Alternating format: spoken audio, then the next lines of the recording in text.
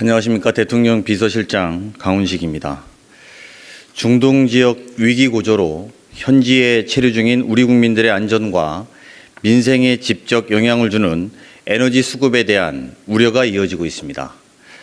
어제 국무회의에서 이재명 대통령은 우방국들과의 공조를 바탕으로 우리 국민들의 신속하고 안전한 철수와 함께 현재 중동 해역에 있는 우리 선박과 선원의 안전에도 만전을 기하도록 지시했습니다.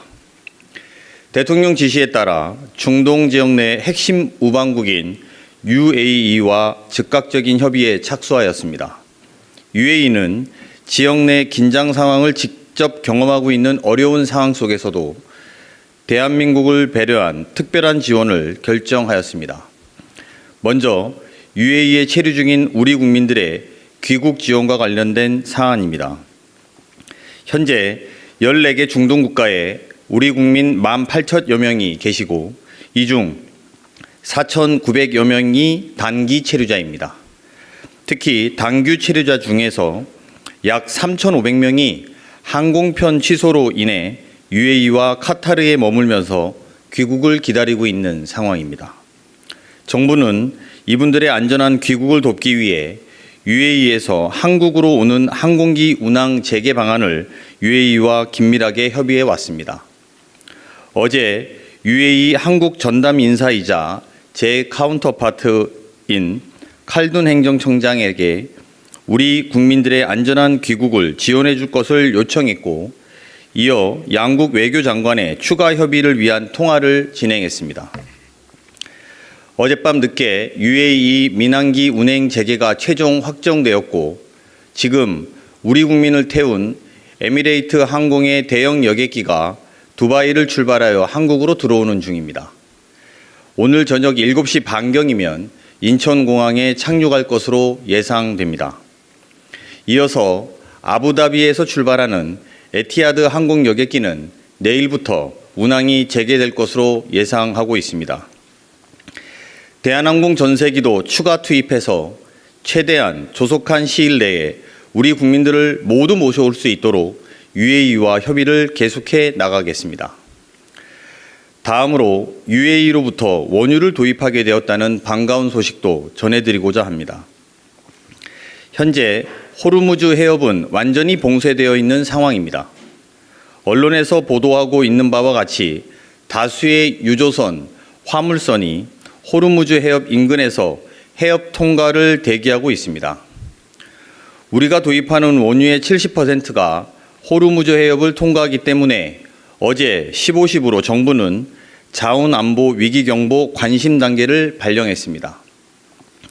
이재명 대통령 지시에 따라 칼둔 행정청장과 원유 도입 방안을 협의하였고 총 600만 배럴 이상의 원유 긴급 도입이 확정되었습니다. 먼저 호르무즈 해협 통과가 필요하지 않은 UAE 내 대체 항만에 각 200만 배로 규모의 우리나라 국적 유조선 2척을 즉시 접안토록 하고 UAE 국영 석유회사가 항구 내에 보관 중인 원유 약 400만 배럴을 채워 조속한 시일 내에 복귀하도록 할 계획입니다. 이번 유조선 2척 이외에도 대체 항만을 통한 원유 도입을 지속 확대해 나갈 예정입니다. 더불어 UAE가 우리나라에 보관 중인 공동 비축 물량 중 200만 배럴은 우리가 원한다면 언제든지 제공할 수 있다는 약속을 받았습니다. 우리나라 일일 소비량의 2배가 넘는 600만 배럴 이상의 규모의 UAE 원유 긴급 도입은 에너지 수급 안정화는 물론이고 최근 과도하게 반응하고 있는 유가 안정화에도 기여할 것입니다. 이번 UAE 원유 긴급 도입은 양국 간 전략 경제 협력의 결실입니다. 우리 항공방공 시스템인 청궁이 UAE의 안보를 지키듯이 UAE의 원유가 우리나라 에너지 안보에 기여하고 있는 것입니다. 감사합니다. 질문 있으면 받겠습니다. 네. 네, 저 머니투데이 김성원 기자입니다. 혹시 UAE 측에서 우리 측에 뭐 요청하거나 이런 부분은 없었는지 궁금하고요. 두 번째로 그 무기 관련해서 중동에서 우리 그 방산 무기들이 좀 효력이 있다 뭐 이런 보도들도 나왔는데 혹시 무기 관련한 뭐 협조나 UAE 말고 다른 중동에서 그런 협조나 구한 게 있는지 말씀 부탁드리겠습니다. 방공 무기와 관련된 협조는 여러 나라에서 요청이 되고 있고 UAE도 거기에 포함되어 있습니다. 하지만 제가 구체적인 상황을 여러분들께 말씀드리는 것은 적절치 않아서 그 점 양해해 주시기 바랍니다.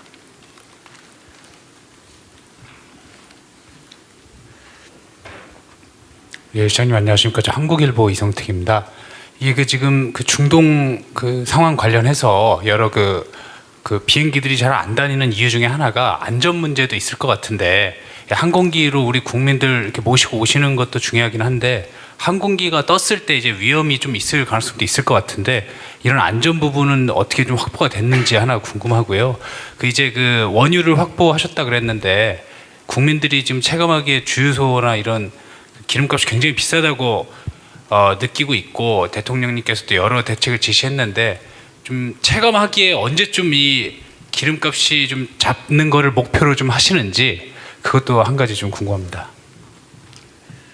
네, 항공 폐쇄 지금 UAE 항공 자체가 폐쇄되어 있었는데 그 폐쇄된 공간에서 UAE 국적기 2대를 하루에 우리나라에 열어준다는 것은 그 자체로 의미가 있다고 생각합니다. 안전 문제는 당연히 UAE가 같이 보장할 것으로 생각해 주셔도 무방하다 이렇게 봅니다. 다만 그쪽 지역이 전시 사항이라서 모든 것이 확신하다 뭐 이렇게 말씀드리는 건 조심스러운 부분이 없진 않습니다. 두 번째로 원유 관련해서 소위 말해서 기름값 관련해서 말씀 주셨는데, 오늘 아마 이 시간에 관계부처가 대책회의를 하고 있는 것으로 알고 있습니다. 보통 원유 가격이라는 것이 오르고 나면, 현지에서 가격이 오르고 나면 2주 있다가 반영되는 것이 맞습니다. 시스템 자체가 그렇게 되어 있는데요. 원유가 오르자마자 바로 기름값이 올랐기 때문에 국민들이 불편함을 느끼고 어제 그 불편함에 대해서 대통령께서 지적하셨습니다. 이에 따라서 지금 이 시간에 관계부처 대책회의가 열리고 있다는 점으로 대답을 대신하고자 합니다.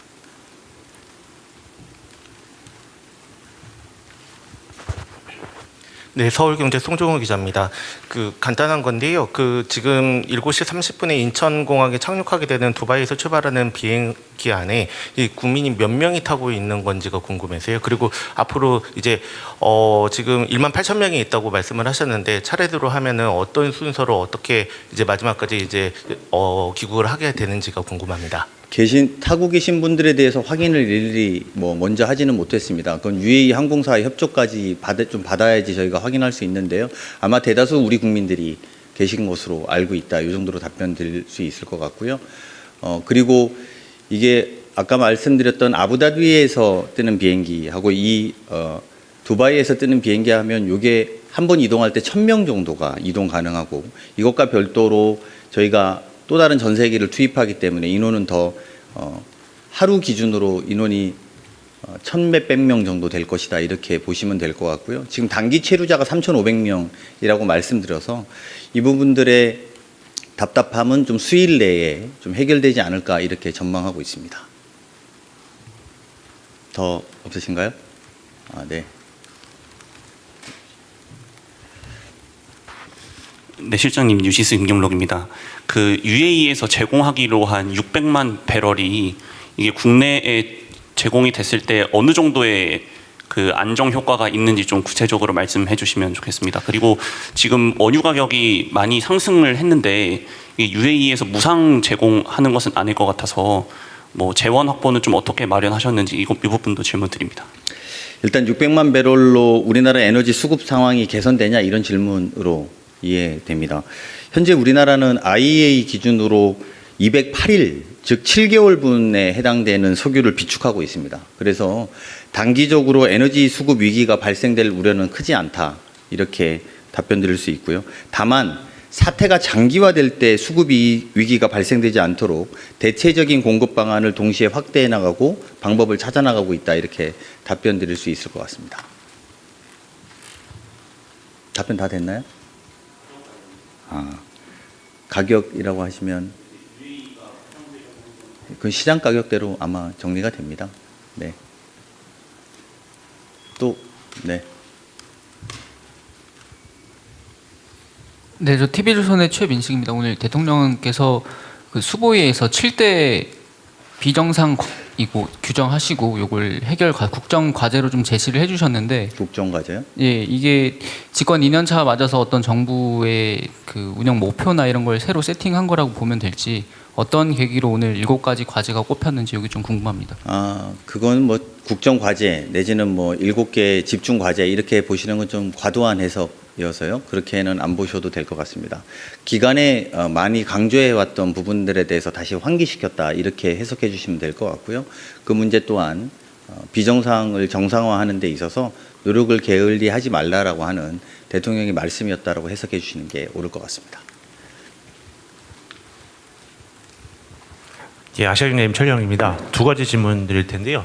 그 이전에는 군용기 도입까지도 검토를 하고 있는 걸 보도를 받긴 했는데, 관련해서 그 긴급한 상황은 이 정도로 긴급한 상황은 아닌 것으로 판단해도 되는 것인지 일단 여쭤보고요.